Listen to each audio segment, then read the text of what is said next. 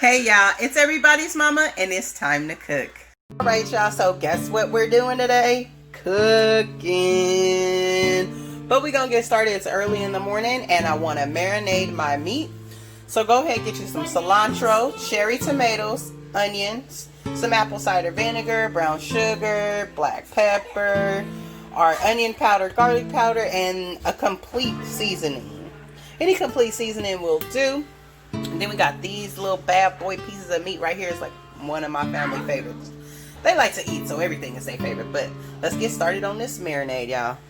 Alright, y'all. So before we get started, I'm going to take this small little stick here that I use for my kebabs. And I'm just going to stab the meat up really quick. And I like to do this because it creates little holes for the flavor and stuff to get into. Okay, so once we stab those bit, we get right here.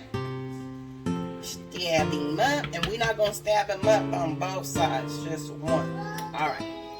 Next, we are going to go in with our brown sugar here, and I have measured it out already to 1/4 of a cup.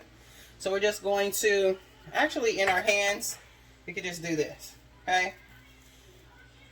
And we're not going to make sure we get it all on the meat. Some you want it in the pan because their meat is going to marinate in this pan for the next 2 hours. Where you can marinate for 2 hours, but seemingly how it's 10 o'clock in the morning, I want my meat to be super, super tender. So I'm going to marinate it probably until 6 o'clock when I get started with dinner.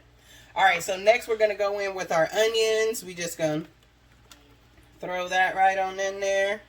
And this is about 1/4 of an onion. So if you want to make sure you measure right, 1/4 of an onion, chop the onion in half and then chop that half in half. That's 1/4. Okay. Next we're gonna go in with our cilantro that we chopped up, and we did a rough chop on this because once we do actually cook this is all gonna cook in this broth and this is gonna wilt down. Okay. And then we're going to go in with our cherry tomatoes that I basically just cut them in half.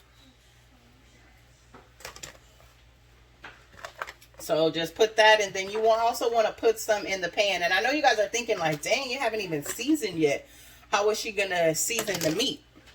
So I basically don't season everything until afterwards because I want all of the veggies and everything that I've added to get all of the seasoning flavors, and sometimes when you go the other way, it doesn't get it. All right, so we're gonna go in with some black pepper. Y'all know I'm just gonna eyeball it for the 55th time. Y'all know I like to eyeball. Then we're gonna go in with our onion powder, and a lot of the stuff that I use, you guys, is powder, not salts, because for the obvious reasons that African American people always have high blood pressure or diabetes, so I'm trying to tame it down on the salts.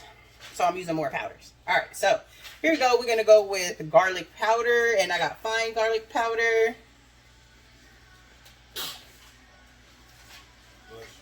Okay.